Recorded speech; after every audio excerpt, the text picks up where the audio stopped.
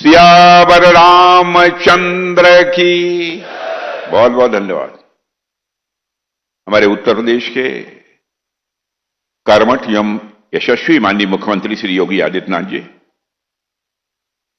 और राम जन्मभूमि तीर्थ सेवा ट्रस्ट के अध्यक्ष जो मौजूद नहीं है, उनकी अनुपस्थिति में भी मैं उनके प्रति सम्मान के व्यक्त करता हूं। पूज्य नृत्य गोपाल दास जी महाराज, श्री राम जन्मभूमि तीर्थ क्षेत्र ट्रस्ट के महासचिव आदरणीय चंपत राय जी, श्री राम मंदिर निर्माण समिति के अध्यक्ष श्री नृपेंद्र जी मिश्र, श्री राम जन्मभूमि तीर्थ क्षेत्र ट्रस्ट के सदस्य डॉक्टर अनिल जी मिश्र, श्री देवेंद्र दास जी, जगत गुरु स्वामी विश्व प्रसन्न तीर्थ महाराज और यहां के प्रभारी मंत्री श्री सूर्य प्रताप जी शाही, महापौर श्री गिरीश पद जी त्रिपाठी, जिला पंचायत अध्यक्ष श्रीमती रोली सिंह, हमारे सभी मंच पर बैठे पूज्य साधुगण, आदरणीय श्री राम शरणदास जी महाराज, आदरणीय श्री अनंत आचार्य जी महाराज, श्रीधराचार्य जी महाराज, श्री वैदेही वल्लभ शरण जी महाराज, श्री राम दिनेशाचार्य जी महाराज, श्री गौरी शंकर दास जी महाराज, श्री बनवारी पति महाराज जी, श्री भरत दास जी महाराज, ज्ञानी श्री चरणजीत सिंह जी, श्री प्रेम शंकर दास जी महाराज, श्री रविंद्र कीर्ति जी महाराज और मंच पर उपस्थित हमारे सभी प्रतिनिधिगण, विधायकगण और यहां मौजूद सभी भगवान राम के भक्तगण, सबसे पहले तो मैं आभार व्यक्त करना चाहता हूं श्री चंपत राय जी के प्रति कि इस परिसर में जो निर्माण कार्य चल रहा है, उस निर्माण कार्य के बारे में उन्होंने बहुत ही विस्तृत जानकारी दी है। मैं इस सच्चाई को आप सबके समक्ष स्वीकार करना चाहता हूं कि अभी तक इतनी विस्तृत जानकारी मुझे नहीं थी और बहुत ही अच्छा उनका प्रस्तुतिकरण रहा है। और हमारे उत्तर प्रदेश के मुख्यमंत्री योगी जी के बारे में तो कुछ कहना ही नहीं है। उन्होंने अपने उद्बोधन के माध्यम से जिन लोगों को थोड़ी बहुत नींद भी आती रही होगी, उन्हें जगा दिया है। देवियों और सज्जनों, आज प्रतिष्ठा द्वादशी के इस पुनीत अवसर पर आप सभी पूज्य संतों, पूज्य मनीषियों और भगवान श्री राम के हृदय में निवास करने वाले अवधवासियों तथा मेरे देश के समस्त नागरिकों को भारत के धार्मिक पुनरुत्थान के केंद्र श्री अयोध्या धाम से मेरा सादर जय श्री राम। बहनों और भाइयों, आज इस पावन भूमि पर आकर सचमुच मैं बहुत ही भावुक हूं और अभिभूत हूं। मुझे कहना हो तो एक वाक्य में यही कह सकता हूं, नाथ आजू मैं काह न पावा। हे परमात्मा, जो मुझे मिलना चाहिए था जीवन में, मैं समझता हूं कि आज यह दर्शन करने के बाद मुझे अपने जीवन में मिल गया है। आज मुझे क्या नहीं मिल गया, यह दिन पाकर मैं मानता हूं कि सब कुछ मुझे मिल गया। ऐसा लग रहा है जैसे मेरे राघवेंद्र सरकार ने स्वयं इस दिन के लिए मुझे चुना था, इसलिए मुझे यहां आने का अवसर प्राप्त हुआ है। साथियों, आज से 2 वर्ष पूर्व हमारे प्रभु श्री राम सदियों की प्रतीक्षा के उपरांत अपने दिव्य मंदिर में विराजमान हुए हैं। अपनी अद्भुत और तेजस्वी छवि के साथ वे आज केवल अयोध्या ही नहीं, अपितु संपूर्ण विश्व को वह कीर्ति प्रदान कर रहे हैं। उस कीर्ति की विशालता को समझने और शब्दों में बांधने का सामर्थ्य मुझे जैसे व्यक्ति में तो नहीं है, परंतु प्रभु की कृपा से आज मैं आप सबके समक्ष यहां पर खड़ा हूं और मुझे लगता है कि आज का दिन मेरे जीवन के सौभाग्यशाली दिनों में से एक है।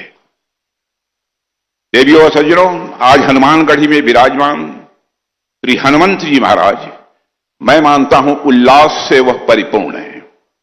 जैसे अपने प्रभु को पुनः वैभव के साथ सिंहासन पर आसीन देखकर उनका हृदय कृतार्थ हो उठा हो। कनक भवन में कनक बिहारी जी आह्लादित हैं। दशरथ महल में चक्रवर्ती महाराज दशरथ अपनी तीनों रानियों के साथ संतोष और गौरव से वह निहाल हैं। आज पतित पावनी माता वात्सल्य भरकर वह बह रही हैं, जैसे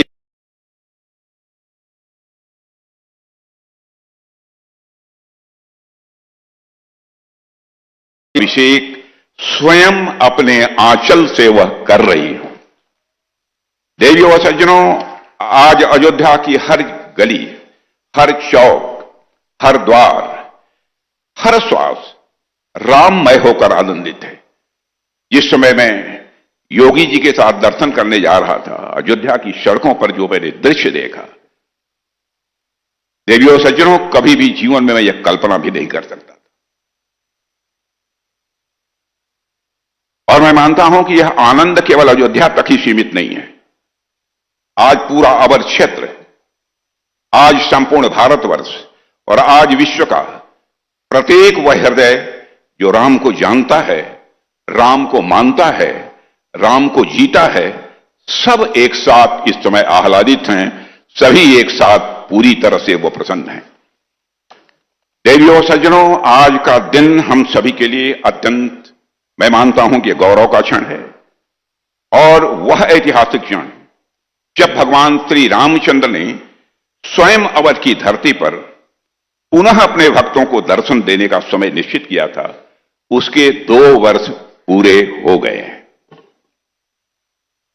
और यही वही अयोध्या है, यह वही भूमि है जो वर्षों तक रक्त रंजित रही है, जिसने अपने राम के लिए, अपने राजा के लिए, अपने आराध्य के लिए असहनीय प्रतीक्षा की है।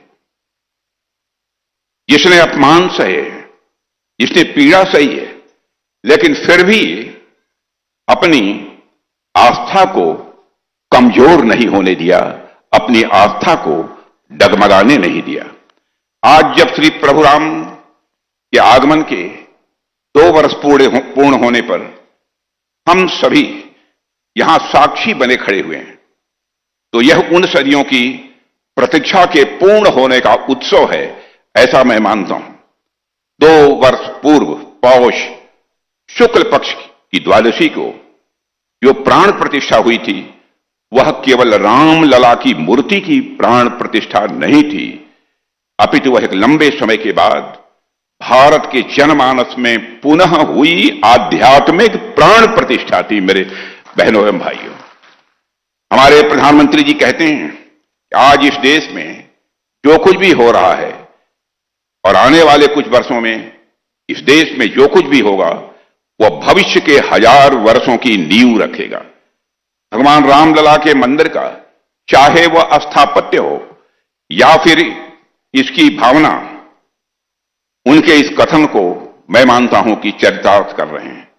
बिना लौह धातु के केवल विशिष्ट शिलाओं से निर्मित यह मंदिर आगामी हजारों वर्ष तक प्रभु श्री राम के चरित्र का गुणगान विश्व के सम्मुख करता रहेगा, ऐसा मैं मानता हूं। हम सभी पिछली अनेक पीढ़ियों में सबसे सौभाग्यशाली पीढ़ी में जन्म लिए। हम सभी पिछले अनेक पीढ़ियों में सबसे सौभाग्यशाली पीढ़ी में जन्मे हैं, और यह हमारे पूर्व जन्मों का फल है कि हम यह दिव्य दृश्य प्रत्यक्ष अपनी आंखों से देख रहे हैं। इस दुनिया से जाते समय हम सबके लिए सबसे बड़ा संतोष का विषय होगा, मेरे बहनों भाइयों, कि हमने अयोध्या में अपने राम को 2 साल पहले आते हुए हमने देखा है। सैकड़ों वर्षों से अयोध्या अपने राम का इंतजार कर रही थी। न जाने कितनी आंखें अपने प्रभु का इंतजार करते हुए पथरा गई थी, लेकिन हमारी आंखों ने वह दृश्य देखा, हमारे बच्चों ने वह दृश्य देखा। भगवान राम के प्राण प्रतिष्ठा का वह दृश्य इतना सुंदर था हमारे आने वाली पीढ़ियां हमारी आंखों में झांक कर वह दृश्य देखेंगी और खुद को वह भाग्यशाली समझेंगी।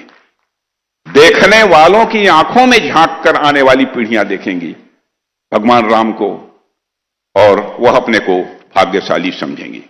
मैं कई बार सोचता हूं कि राम मंदिर का जो आंदोलन रहा है, उस आंदोलन के बारे में न जाने क्या क्या कहा गया, क्या क्या बातें प्रचारित की गई, जबकि मुझे ऐसा लगता है कि राम मंदिर आंदोलन दुनिया के सबसे ग्रैंड नैरेटिव में से एक है। मैं इसको ग्रैंड नैरेटिव इसलिए कह रहा हूं क्योंकि भूगोल, ज्योग्राफी और टाइम, भूगोल और समय दोनों के हिसाब से राम मंदिर आंदोलन दुनिया का सबसे बड़ा आंदोलन रहा है, सबसे बड़ा आंदोलन रहा है। भूगोल के हिसाब से यदि आप देखें तो Bharat, Pakistan, Afghanistan, Sri Lanka, Nepal, Indonesia, Vietnam, Thailand और ऐसे अनेक देश हैं जहां हिंदुओं के अलावा भी कई ऐसे समुदाय हैं जो भगवान राम को पूजते हैं, जो जन्मभूमि पर मंदिर बनते देखना चाहते थे। इतनी बड़ी ज्योग्राफी, इतना बड़ा भूगोल किसी एक आराध्य के लिए बहुत ही कम देखने को मिलता है। और ज्योग्राफी के अलावा टाइम के हिसाब से भी आप देख लीजिए, दुनिया के किसी भी हिस्से में किसी समुदाय ने अहिंसक तरीके से लगातार 500 वर्षों तक अपने ही आराध्य की जन्मभूमि पर उनके भव्य मंदिर का निर्माण का इंतजार शायद ही किसी ने किया हो। इसलिए ज्योग्राफी और टाइम दोनों ही मामलों में आप देखें तो राम मंदिर आंदोलन से बड़ा ग्रैंड नैरेटिव आपको दुनिया में कोई दूसरा देखने को नहीं मिलेगा।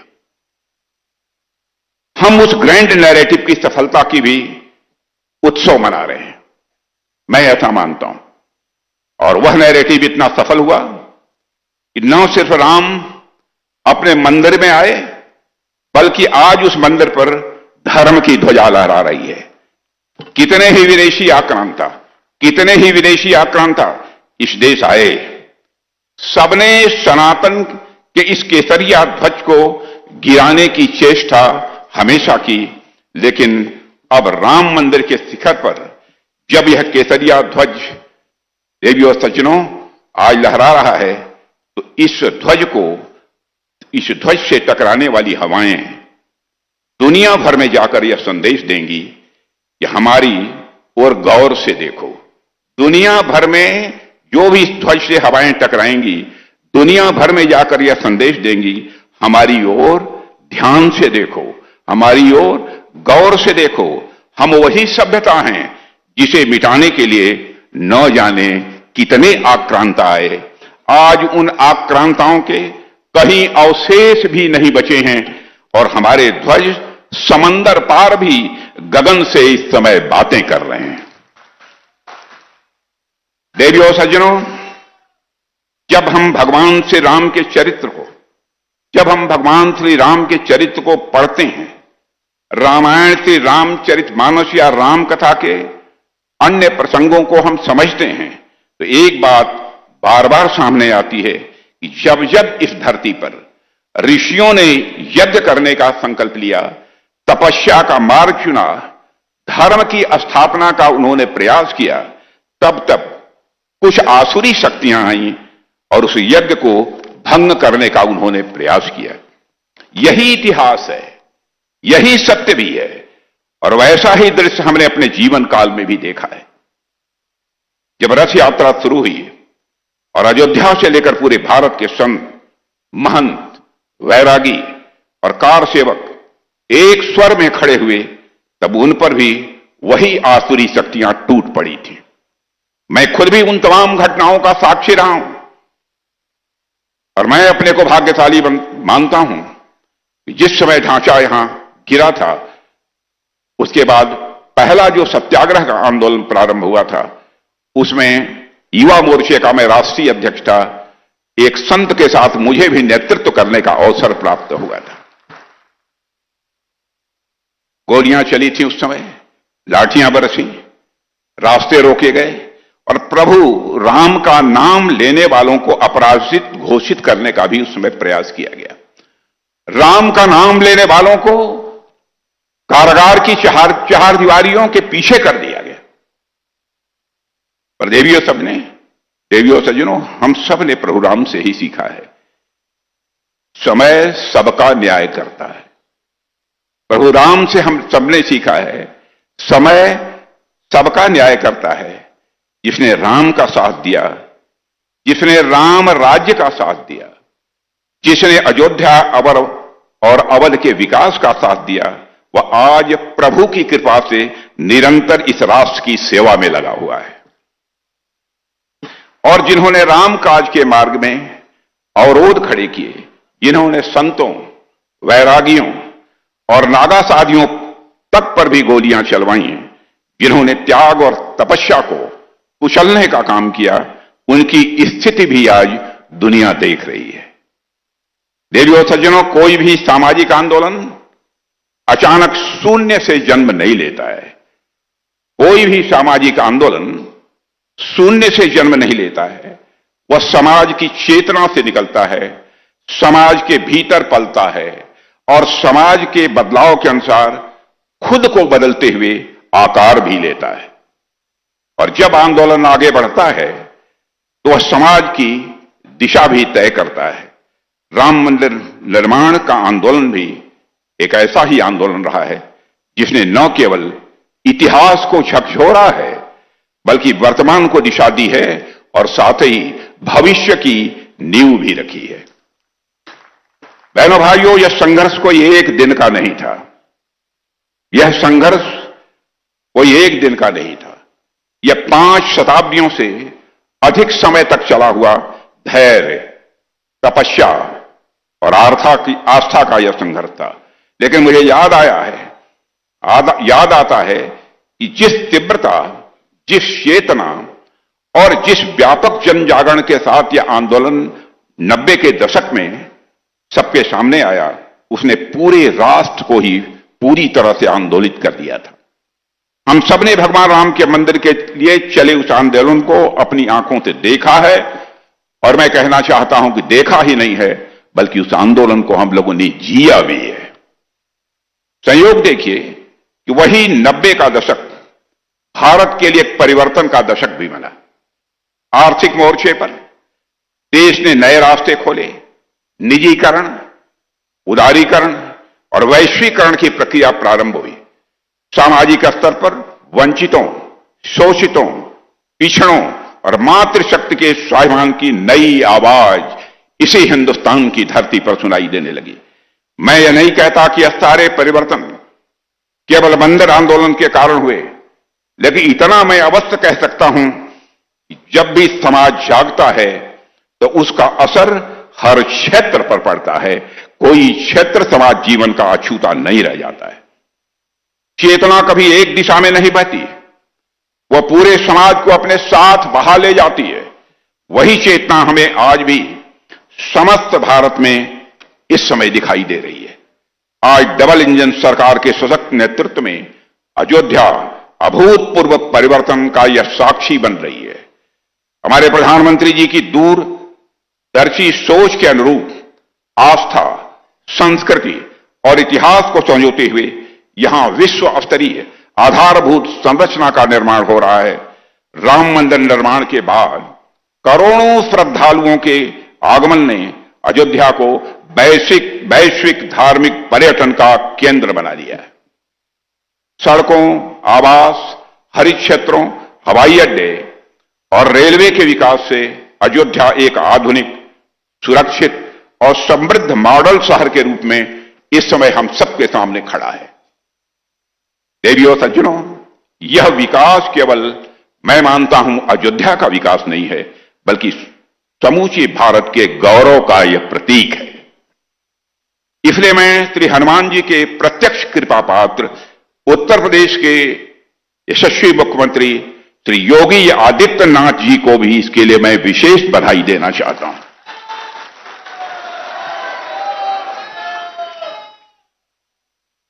देवियों सज्जनों, भारतीय परंपरा में धर्म को किसी संकीर्ण आस्था या कर्मकांड तक सीमित नहीं किया गया है। भारतीय परंपरा में धर्म को किसी संकीर्ण आस्था या कर्मकांड तक सीमित नहीं किया गया है, बल्कि उसे जीवन की संपूर्ण व्यवस्था के रूप में देखा गया है। और जब धर्म को साकार रूप में देखना हो तो श्री राम का चरित्र अपने आप स्वाभाविक रूप से सामने आकर खड़ा हो जाता है। महर्षि वाल्मीकि ने भी राम को विग्रहवान धर्म कहा है। महर्षि वाल्मीकि ने भी राम को विग्रहवान धर्म कहा है, अर्थात धर्म स्वयं यदि देह धारण करे तो वह राम होगा। धर्म यदि स्वयं देह धारण करे तो कौन होगा? कौन होगा? कौन होगा? कौन होगा? कौन होगा? कौन होगा? देवियों सज्जनों, कर्तव्य परायणता के कोई साक्षात स्वरूप हैं तो वह हैं हमारे राम।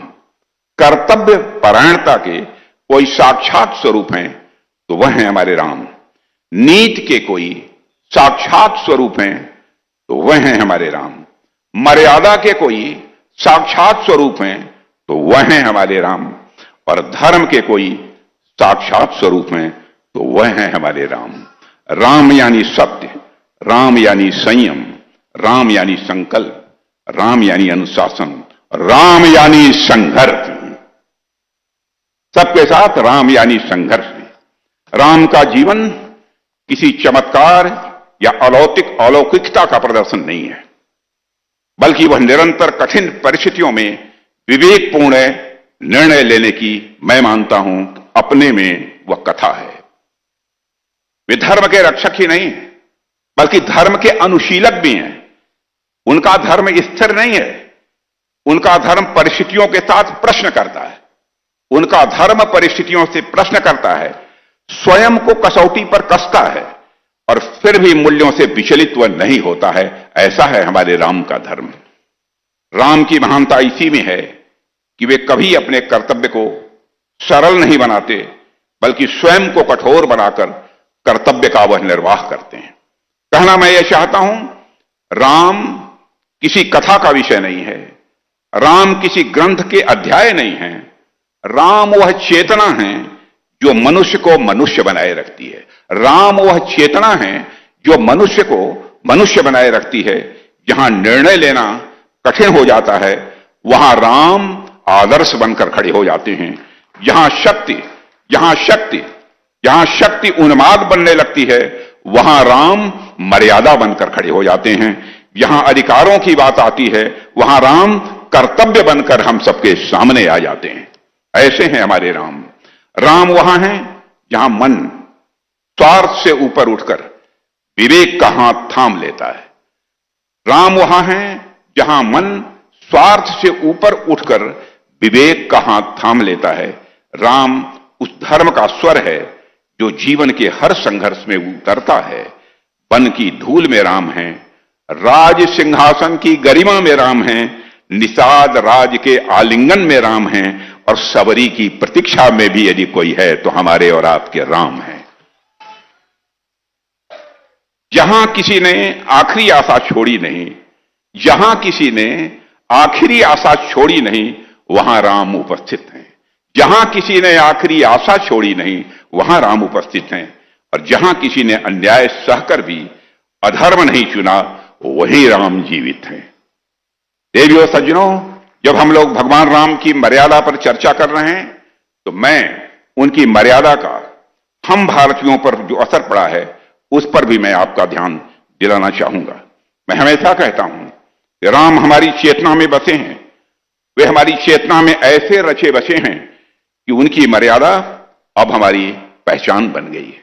भगवान राम हमारे इतिहास के सबसे महान योद्धाओं में से एक थे, लेकिन उतने महान होने के बावजूद उन्होंने युद्ध में भी एक किस्म की मर्यादा सदैव रखी है। ऐसे थे हमारे राम।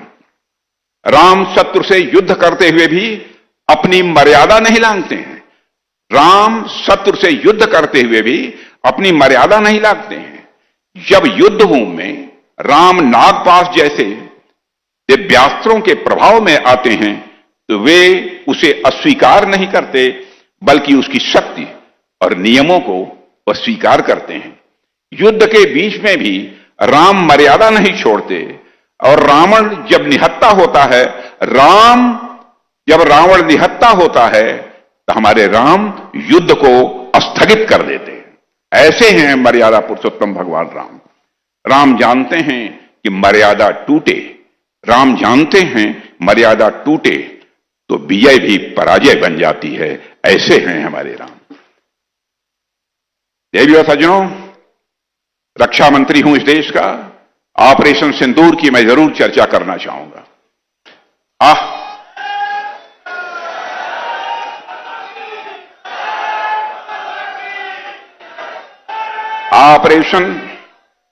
ऑपरेशन सिंदूर के दौरान भारत ने भी भगवान राम की इसी मर्यादा का पालन किया है।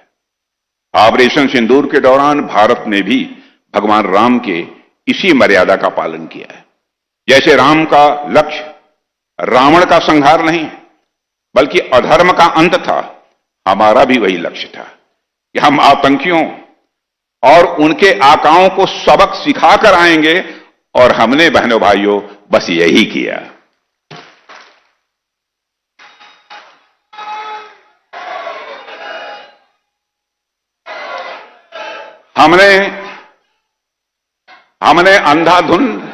हमने अंधाधुन प्रतिक्रिया नहीं दी, बल्कि सीमित, नियंत्रित और उद्देश्यपूर्ण कार्रवाई की। सीमित, नियंत्रित और उद्देश्यपूर्ण हमने कार्रवाई की। राम की मर्यादा हमें सिखाती है कि युद्ध में भी मूल्य जीवित रहने चाहिए। युद्ध में भी मूल्य जीवित रहने चाहिए। ऑपरेशन सिंदूर ने भी सिद्ध किया कि आधुनिक भारत राम की उस मर्यादा का सच्चा उत्तराधिकारी है। राम विनम्र हैं, राम शीलवान हैं, राम कृपालु हैं, लेकिन जहां आवश्यकता पड़ती है वहां वही राम अजानुभुज सरचापधर संग्राम जितखर दूषणम, यानी राम जी वहीं दुष्ट दलन की भूमिका में भी आ जाते हैं। ऑपरेशन सिंदूर के दौरान हमने भगवान राम की उसी प्रेरणा के तहत ही काम किया है। देवियों सज्जनों, इस भव्य मंदिर के प्रांगण में मुझे एक और बात स्मरण हो रही है। अयोध्या में आज माता शबरी मंदिर, निषाद राज मंदिर, सुग्रीव मंदिर, वाल्मीकि मंदिर जैसे अनेक मंदिर न केवल दिव्यता के बल्कि सर्व समावेशिता के एक प्रत्यक्ष उदाहरण के रूप में हमारे सम्मुख विद्यमान हैं। जो सामाजिक समरसता हम श्री राम जी के जीवन में देखते हैं, वही समरसता आज हमें श्री राम जी के मंदिर के प्रांगण में भी देखने को मिल रही है। मैं मंदिर निर्माण समिति जो हमारी है, राम जन्मभूमि जो तीर्थ क्षेत्र ट्रस्ट है, उन लोगों को इसके लिए मैं विशेष बधाई देना चाहता हूं, और उत्तर प्रदेश के योगी आदित्यनाथ जी को भी मैं विशेष रूप से बधाई देता हूं और इसके लिए उनकी प्रशंसा करता हूं। देवी और सज्जनों, इसके अलावा जहां भी प्रभु राम का जिक्र आता है, वहां माता सीता का भी जिक्र स्वाभाविक रूप से आता ही है। आप लोग अवगत होंगे कि इस मंदिर के अतिरिक्त माता जानकी के जन्म स्थान सीतामढ़ी के पुनौरा धाम को भी भव्य बनाने के लिए हमारी सरकार लगातार प्रयासरत है, और प्रधानमंत्री जी ने इसकी घोषणा की थी बिहार में जाकर, और स्वयं बराबर इसके निर्माण कार्य के बारे में हमारे प्रधानमंत्री जी पूछताछ करते ही रहते हैं। वैसे तो मेरी इच्छा है सरस्वती मेरी जिह्वा पर कृपा करें और मैं ऐसे ही घंटों तक प्रभु के बारे में बखान करता रहूं, बोलता रहूं, लेकिन जैसा कि गोस्वामी तुलसीदास जी ने लिखा है, करण चहूं रघुपुत गुण गाहा, करण चहूं रघुपति गुण गाहा, लघु मति मोरी चरित अवगाहा। यानी मैं श्री रघुनाथ जी के गुणों का वर्णन तो करना चाहता हूं, लेकिन एक तरफ तो उनका चरित्र इतना अथक है, अथाह है, और दूसरी तरफ मैं अपनी लघुमति से उनका क्या ही वर्णन कर पाऊंगा। भाव इतने विशाल हैं कि वाणी उनका भार नहीं उठा पाएगी, पर यही तो राम की विशेषता है। पर यही तो राम की विशेषता है। हर बार लगता है कि इतना कुछ कह दिया उनके बारे में और फिर लगता है कभी कुछ भी नहीं कहा। इसलिए आज और कुछ न कहते हुए मैं अपनी आंखों से इन दृश्यों को और अपने मस्तिष्क में इन स्मृतियों को संजो ले जाना चाहता हूं और मैं आप सभी पूज्य संत जो मंच पर बैठे हुए उनकी उपस्थिति में ईश्वर से यह मैं प्रार्थना करता हूं, यावत चंद्र दिवाकरो, यानी जब तक पृष्ठ में सूर्य और चंद्र विराजमान रहें, युगों युगों तक इस मंदिर की धर्म ध्वजा यों ही लहराती रहे। मैं प्रभु श्री राम से प्रार्थना करता हूं, मैं प्रभु श्री राम से प्रार्थना करता हूं कि उनकी कृपा हम सब पर समान रूप से बरसे और वे सबका कल्याण करें, विश्व को वह शांति दें, मानवता को वह करुणा दें और समाज को मर्यादा का वह मार्ग दिखाएं। और इसी कामना के साथ आप सभी भक्तजनों और समस्त देशवासियों को इस दिव्य अवसर पर हृदय से नमन करते हुए मैं अपनी वाणी को विराम देता हूं। आप सबको बहुत बहुत धन्यवाद। बोलिए मर्यादा पुरुषोत्तम भगवान रामचंद्र की, सियावर रामचंद्र की, सियावर रामचंद्र की। बहुत बहुत धन्यवाद।